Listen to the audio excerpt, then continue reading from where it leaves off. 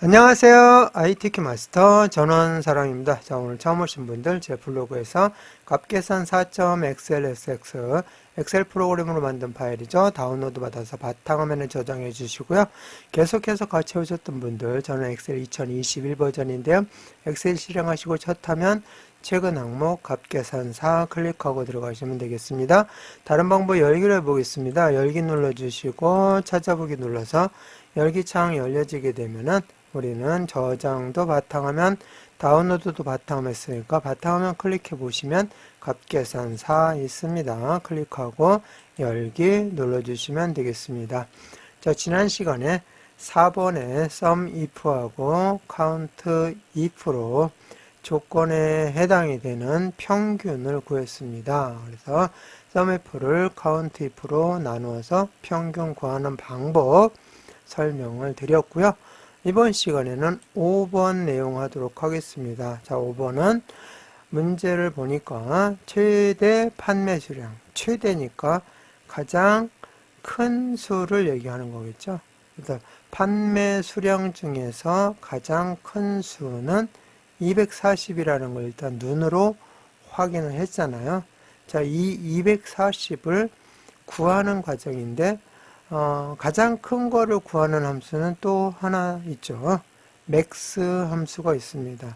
자, 맥스 함수는 그냥 가장 큰 거 하나만 구하면 되는데 여기서 사용할 라지 함수는 몇 번째 큰 거를 이렇게 구별해서 찾아낼 수가 있어요. 그래서 첫 번째 큰 거는 이제 뭐 맥스하고 같지만 두 번째 큰 거, 뭐 세 번째 큰 거 이런 식으로 지정해서 큰 수를 비교해서 골라내는 그런 함수, 라지 함수를 쓸 겁니다. 자, 그런데 또 하나가 있습니다. 정의된 이름이라고 있죠. 자, 정의된 이름은 지난 시간에 이름 정의하면서 절대 참조 효과가 있다고 그랬습니다. 지금 우리가 작업하고 있는 이 문서 전체 1작업, 2작업, 3작업 다 합쳐서 우리는 통합문서라고 하는데요. 통합문서 내의 어디에서든지 정의된 이름을 사용하게 되면은 항상 정해진 그 범위를 설정해주는 절대 참조 효과가 있는 것을 한번 실질적으로 이 문제를 가지고 한번 해보도록 하겠습니다. 그래서 정의된 이름 판매량으로 정의되죠. 현재 판매 수량이지만 여기에 정의된 이름은 판매량입니다. 자, 그것을 이용해서 구하라고 되었습니다. 자, 그러면은 라지 함수는 어떻게 사용하느냐? 인수가 두 개입니다. 자, 먼저 내가 구할 범위 중 범위를 먼저 잡아줘야 되겠죠. 구할 범위 그게 어레이가 되겠습니다. 또는 레인지 뭐 이렇게 해서 구할 범위를 먼저 잡아주시고요. 거기에서 몇 번째 큰 거냐? k번째 큰 값을 넣어주면 자, 그러면은 그 몇 번째 큰 건지 그 숫자에 맞는 해당 값을 찾아서 처리를 해주게 됩니다. 이걸 통계 함수라고 하게 됩니다.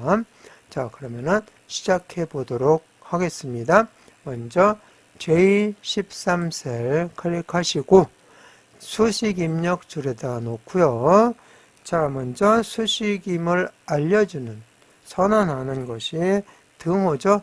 자, 키보드에서 등호는 이렇게 입력해 주시면 되겠고요. 자, 그 다음 여기에서 입력할 때 함수명 다 입력하지 않아도 된다고 했죠. 입력하다가 해당 내가 원하는 함수명이 보이면 멈추고 그 함수를 더블 클릭하시면 됩니다. 그래서 L 딱 치니까 라지가 바로 첫 번째 나왔네요. 한번 클릭하면 설명을 볼 수 있고요. 이렇게 클릭하면 설명을 볼 수 있고요.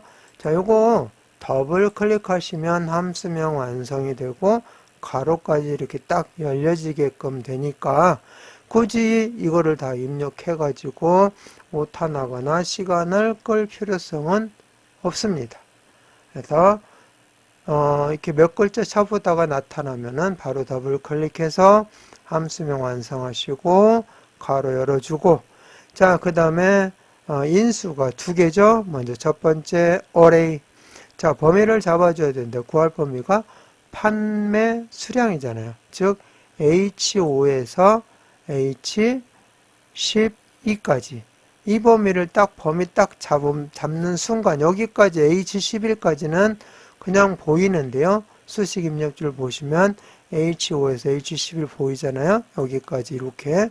자, 그런데 H5에서 H12까지 딱 가는 순간 판매량이라고 이름 정의가 되어 있는 그 이름으로 딱 나타납니다. 그래서 1작업의 H5에서 H12 범위의 이름은 판매량이다. 이걸 가지고 어디에서든지 이 범위를 설정해서 사용할 수가 있습니다. 그래서 절대 참조 효과가 있다고 하는 거죠. 항상 그 자리입니다. 자, 이따가 2작업, 3작업에서 한번 해보겠습니다. 자, 여기다가 이제 컴마 찍고 그 다음 인수 K 상수를 넣어야 되는데, 자, 몇 번째 큰 거냐? 여기서는 최대 판매 수량이니까 가장 큰 걸 얘기하는 거죠. 그 첫 번째 걸 얘기하는 거잖아요. 그래서 1 이렇게 집어넣고 가로 닫고 엔터 쳐주시면 돼요. 그러면 이렇게 240을 구하게 되죠. 자, 이거 다른 데서 한번 해볼게요. 제2작업 가셔서 아무데나 커서 클릭하시고 마찬가지로 자, 수식을 넣어 보겠습니다. 등호는 하고 입력하시고 라지니까 자, L 딱 쳤더니 라지 나오죠. 더블 클릭하시고 자, 범위를 몰라요. 1작업으로 가야 되잖아요. 귀찮아요. 근데 마침 이름이 정의되어 있어요. 뭘로? 판매량으로. 판매량 이렇게 입력하고 콤마 딱 찍어주고 자, 그 다음에 몇 번째? 가장 큰 거 이렇게 해서 가로 닫아주고 엔터 쳐주면 240이 딱 나왔죠. 이 범위가 어디일까요? 바로 여기를 그대로 잡아서 처리해 준 거죠. 어디에서든지 이름 정의된 거를 사용하면 항상 그 범위는 자, 1작업에서 H5에서부터 H12 범위, 그 범위가 바로 판매량에 해당이 되는 범위가 되죠. 어디에서든 항상 그 범위를 참조하니까 절대 참조 효과가 있다 얘기했습니다. 제3작업에서도 한번 해볼까요? 이건 지우겠습니다. 딜리트 키 눌러 지워주시고요. 제3작업 시트에 가서 이 통합문서, 값계산사라는 통합문서 내에 있는 어떤 시트에서든 작업을 해보시기 바라겠습니다. 이렇게 하고 여기도 자 L 이렇게 입력하고 라지 나오니까 더블 클릭하시고 네, 여기에다가 뭐라고 입력한다고요? 네, 판매량 이렇게 입력하시고 컴마 찍고 인수 자 여기 1 똑같이 입력해 볼게요. 이렇게 해서 엔터 딱 쳐주시면 어느 시트에 가서 이 통합문서 내에 어느 시트에서 작업을 해도 똑같은 결과를 얻어낼 수가 있다는 거 설명드렸습니다. 자, 이렇게 해서 라지 함수를 이용해서 최대 판매 수량, 즉 최대값을 구했는데 이것은 무엇과 같은 효과라고요? 그렇죠. 맥스와 같은 효과인데 맥스와 라지의 차이점은 맥스는 단지 가장 큰 값만을 구해주는데 라지는 몇 번째 큰 값을 구하느냐 여기다가 상수에다가 넣어주시면 몇 번째 큰 값을 산출할 수가 있다는 차이점이 있습니다. 자, 이제 다 했으니까 이 숫자는 여기처럼 숫자 형식으로 처리해야 되겠죠. 즉 회계서식으로 처리해야 되니까 자 J13셀 클릭하시고 홈 탭에 표시 형식의 쉼표 스타일을 눌러주시면 됩니다. 현재 일반으로 되어 있죠. 이게 이제 회계로 바뀔 겁니다. 한번 해볼까요? 쉼표 스타일 딱 누르면 여기가 회계로 딱 바뀌죠. 그래서 회계 서식으로 해가지고 오른쪽 정렬이 이렇게 되는 모습을 볼 수가 있습니다.